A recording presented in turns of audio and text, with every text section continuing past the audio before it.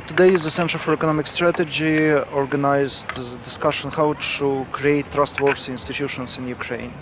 And now, after this debate, we are speaking to Peter Wagner, head of Ukraine support team at the European Commission, and Khatia Dekanoidze, who was the head of Ukrainian National Police for 2015 and 2016, about some issues that were not covered during the discussion, like that are the most important for the country right now, not only in the strategic perspective as what was discussed earlier. So my first question, and I will start from Khatia, is what are the key risks and challenges for Ukraine now? We see very low level of trust to all government institutions, to politicians, to opposition. What, in your opinion, is what government and civil society and general public should focus on now to prevent the further political, military or economic crisis?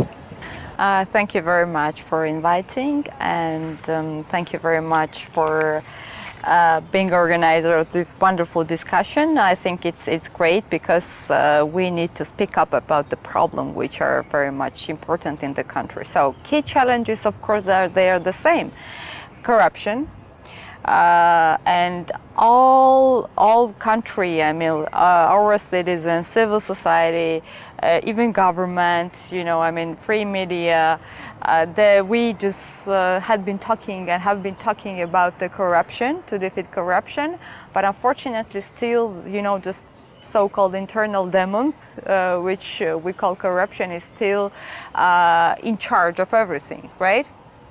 And if there is corruption, and if just ordinary citizen and ordinary civil servant sees that there is still a kind of redistribution of the authority and the financial resources in the government and in the people who are in charge of the reforms, then just ordinary citizens, you know, they really don't trust the institutions which might be trusted, right? So corruption is the main challenge. Second is that not to risk of reversing the reforms which had been done, you know, after Maidan. And especially I'm very much frightened, and probably some of my colleagues and friends also, that after visa-free it can be done by somehow the how to say, the gambling situation, when we have visa-free right now and all reforms can be stopped, right? Or just doing nothing. And also I think the third main challenge, of course, which is very much important, is that to be under the threat of the external enemies, which is still strong and still occupying and trying to occupy occupying our territory. But actually, we had been always saying about the defeating inside enemies, but we have to realize and understand that we can defeat our external enemy if we will be able to defeat our internal enemies, right?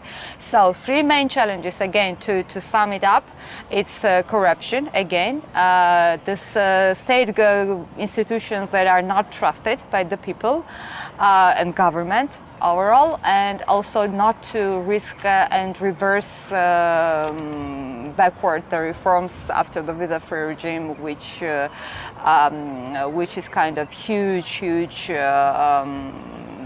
destination for our country. When we can go inside in details, I mean, what kind of reforms is very much important for the country, but to run up the country is much important, right? I mean, to be very tough everywhere. But unfortunately, this government and the people who are in charge of changing country, they are not doing enough efforts. Peter. I think Khatia listed the main elements, and I would therefore like to add one additional dimension, and that is this kind, what I would call double duality. What do I mean? you have the fact that Ukraine, you referred to it, is fighting at the external front and is at the same time fighting on the internal front with numerous reforms and fights against many people, enemies of progress achieved since Maidan. And that is, and the other dimension is that the external side is not seeing it as the Ukrainians do. The Ukrainians very much see the two conflicts, the internal and the external one, at a more or less equal level. From the outside, it is that people see mainly the internal conflicts with a very strong focus only on anti-corruption measures. Nobody looks at the enormous reform efforts and sometimes successes in areas such as procurement, the national bank, but of course forthcoming challenges like the pension and the health reform.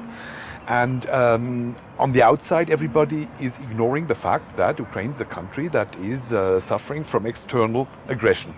And I think this duality is a little bit a challenge because you're talking and perceived differently. Yeah, and regarding the questions that was raised by Khatia on what to do after visa-free regime is granted by the European Union.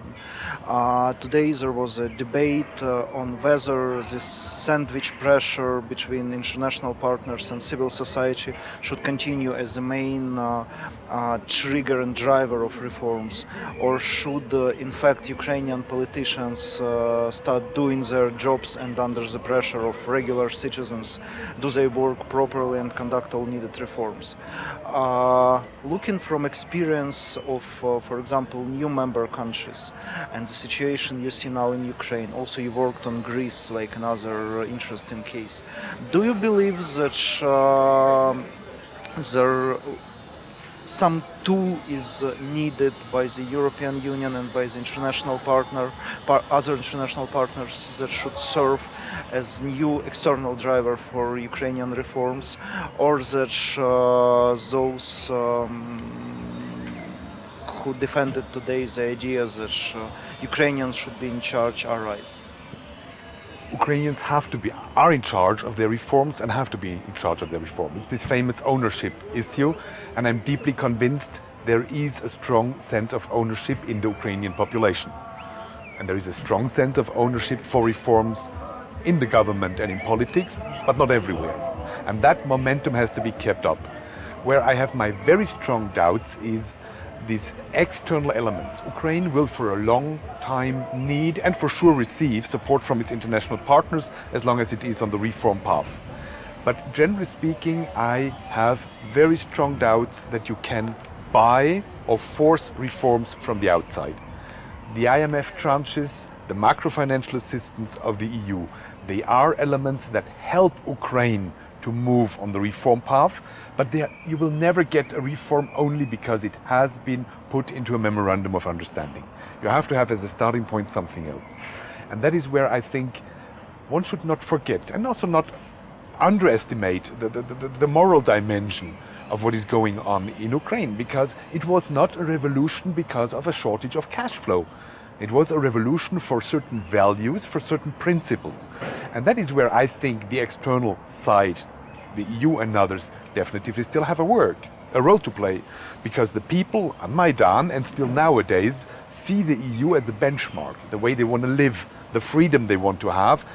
It's not a passport and the possibility to work abroad. It's the question of freedom and of belonging to a wider Western society that has been driving the people, and not just a bit of money or a passport as such. In fact, Georgia was the only country in the region that achieved significant success in destroying the Soviet corrupt system without EU accession as the main trigger and driver of it. But it is the only case. Do you believe that Ukraine has a chance to do the same as Georgia did, or EU accession perspective is the only strategic perspective that should help Ukraine in the way to really get rid of Soviet system? Well, each country has the preliminary requests and demands from EU before becoming the part of EU. And of course, if we admit that the huge success had been done in Georgia, it's true. It's true, and let me explain in a couple of words why this success was a true story and a true success story. First of all, because of the teamwork of the government, and because of the true political will that if we change everything. This is first.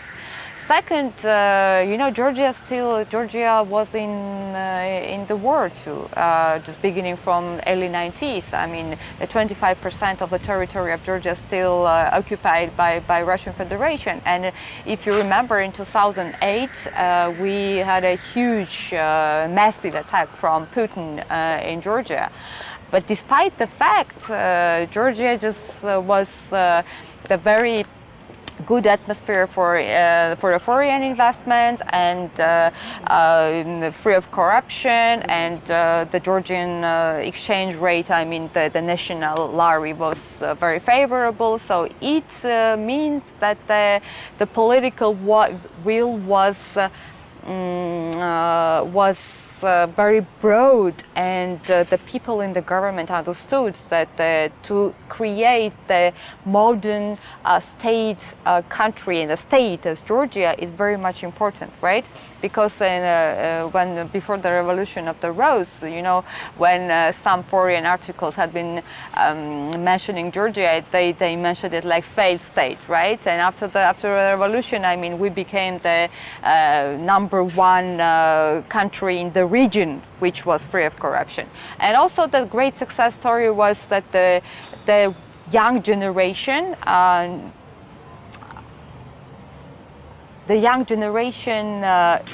did not know, and they still don't know, what is corruption and what is modern post-Soviet Georgia. So it's very much important. Unfortunately, in Ukraine, we don't have a generation which is not very much familiar with corruption and the situation which in the state's institutions. I think that we have a chance. Ukraine. I can admit that we missed a lot of opportunities and time after Maidan, because, as Peter mentioned, what was Maidan about? Maidan was about the dignity of the people, right?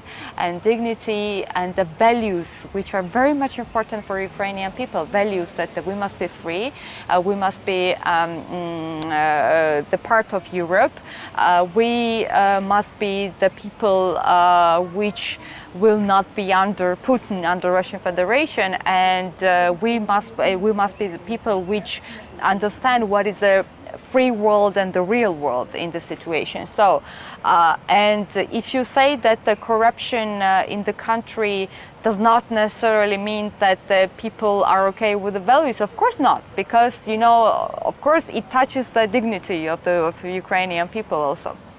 So I think that the chances still exist, but look at the people. Nobody is getting richer in this country. People are getting poorer, and that's a number one statistics that we have to admit, and the government must look at it. And also the one person at the conference panel discussion and mentioned the immigration problem. Yes, young people immigrated, and they still are continuing to leave the country because they are looking for the better efforts and opportunities, right? So we must be very, very attractive for our own generation, our own citizen, right?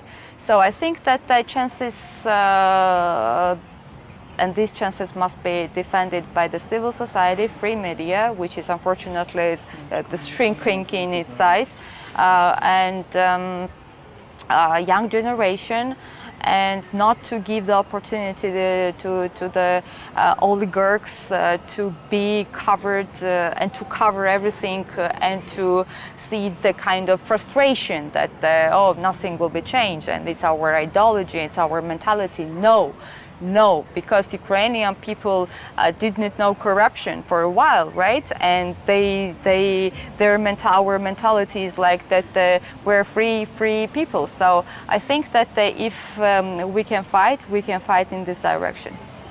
Thank you. So Peter, the last question. On one side, like from the experience of new member states that came through the accession process. On another side, like looking from the current situation in Ukraine, like what tools could be used by the European Union to help in democratization of Ukraine and building these trustworthy institutions? What is very important is what I think we have now done with the delivery on the visa liberalization and the DCFTA association agreement, that we also deliver on our promises and that we confirm that we are and prove that we are reliable partners. That's a very first important issue, the pacta sunt servanda. Secondly, I think there is still an enormous readiness to support Ukraine, and there is the impression that it is not necessarily an issue of money. Many of the things the EU makes available annually, around 200 million euro, just for the reform support. With that you can run a lot of reform support projects. The macroeconomic situation has improved. Now it is important that this money is used strategically, and that is where on the one hand the wider economic and legal situation has to allow that business can develop, because then the EU can come in with a whole set of, be they called in pre-enlargement, be they called whatever, but they're financial instruments, guaranteed microcredits, loans, which can come in, for which the money would be available and which would help stimulate the economy. But none of these instruments makes a lot of sense in an environment of legal uncertainty where everybody has to fear corporate raiding. Thirdly, it's very important that the EU remains a kind of a benchmark on this value dimension, that the people also see the EU as a partner in the fight for certain principles, and that we stick to these principles, not only internally, but also in the way we defend vocally them outside the EU. And then I think there is a fourth one, and that is we can help by a policy of what I would call stability and a quiet hand. We have to accept, and that's more towards us than towards Ukraine, that the changes to come are not an issue of 2 or 3 years. And we have to get out of what I call the romantic approach. There was a revolution and in 3 years the country will be different. Yes, there was a revolution, but now we are in the transition. And this is something that will take a very long time. And one has to just recall permanently that one is ready to go that way in a stable manner together.